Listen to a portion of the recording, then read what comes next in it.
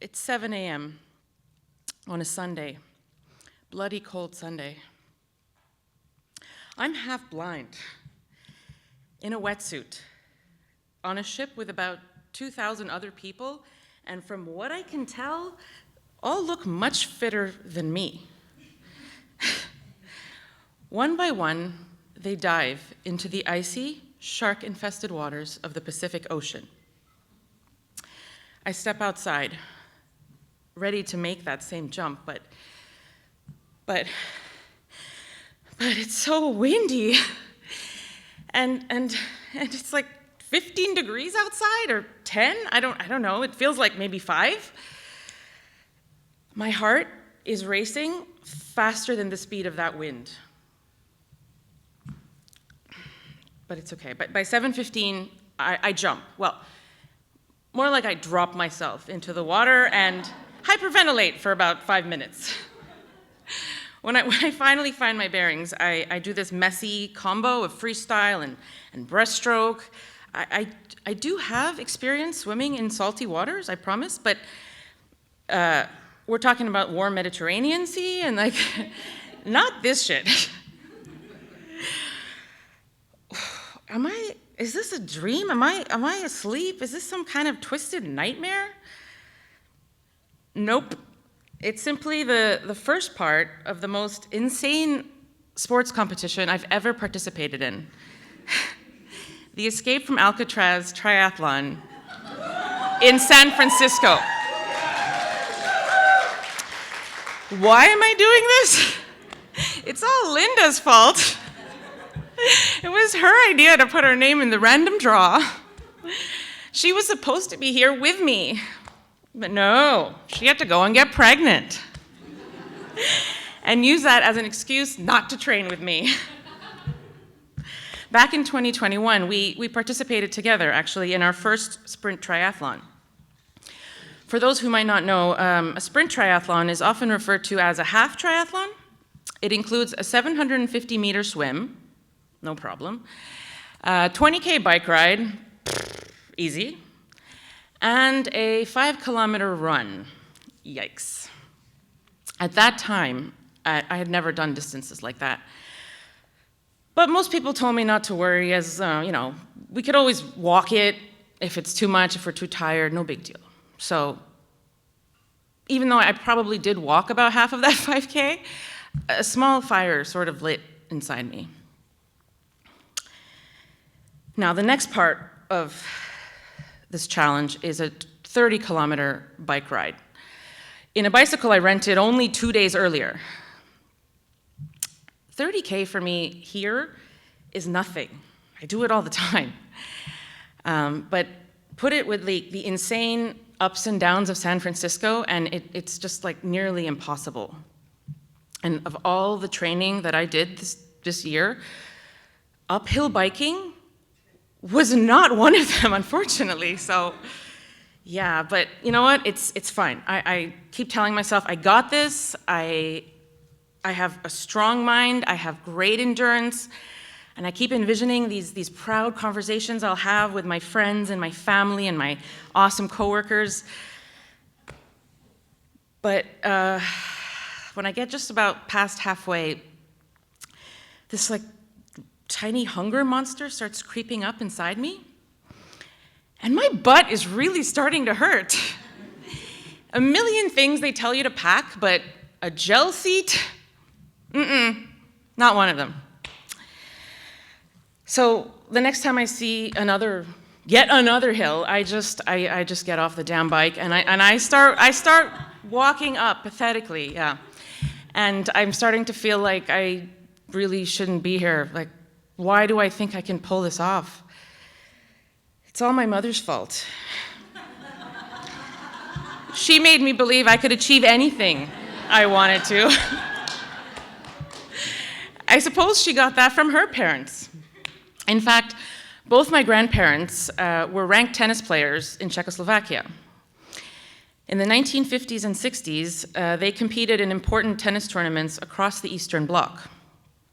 When we were finally able to visit what would become the Czech Republic, I instantly yearned to be like them in my older age. So when I started high school, I joined every sports team I could. Swim team, ski team, basketball, volleyball, track and field, and of course, tennis. Most summers we would travel to the Czech Republic, and tennis was always on the agenda. But my favorite sport was definitely running, specifically the 100 and 200 meter sprint. As my grandfather got older, he traded in his tennis racket for a ping pong paddle. He was still competing well into his 80s and until his very last day.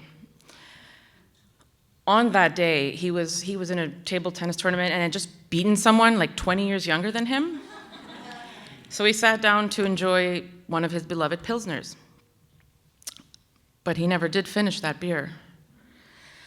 When I heard the news, I was crushed. And around that time, my athletic career also took a turn for the worse. I was participating in a high school provincial tournament, and I was in the middle of the 200-meter dash. I collapsed on the track with what felt like a blade to my quad, effectively putting an end to my running days for a very long time. For the next 2 decades, I still swam and I biked recreationally, but stayed away from any sport that involved too much running out of fear of re-injuring that quad. It's amazing what the ghost of a teenage injury can do to you. Plus, let's be real here, I was a smoker for most of that time, and let's just say enthusiastic beer drinker. So it doesn't exactly lend itself to the running lifestyle, you know? Yeah, and I suppose I could have just cruised through the rest of my life being a gym hater and a yo-yo dieter. But in 2019, on Mother's Day, I got the news that my mother passed away. And a year later, as we know, worldwide pandemic hits. So those two things back to back just destroy me, and I gained a stupid amount of weight. And since Ozempic hadn't been invented yet, I knew I had to take drastic measures to get into some kind of shape for both my physical and mental well-being.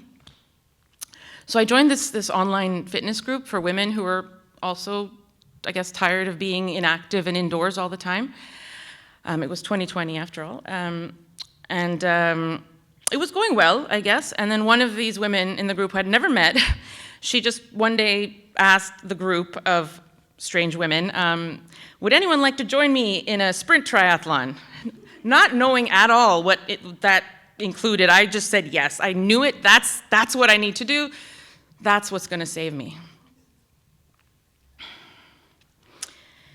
Now, the last part of any triathlon is running, and I'm now facing a distance greater than any I've ever done, 13 kilometers, with inclines like you've never seen.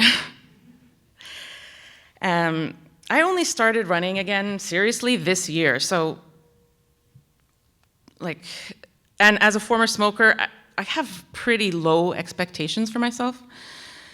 But against all odds, the running part just ends up being the most wonderful part of the event.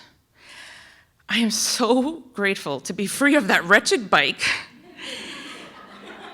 and running past so many iconic San Francisco sites like the Golden Gate Bridge, Marina Green, especially Baker Beach. I mean, the sound of the waves crashing and the birds that just fly around me, just mesmerizing, and it just makes everything that I've endured that day worthwhile. Ultimately, I've completed that triathlon in 4 hours and 52 minutes. On June 9th, 2024, a little over 5 months starting what I now call beast mode training. What stands out to me most post-race is how much I missed running.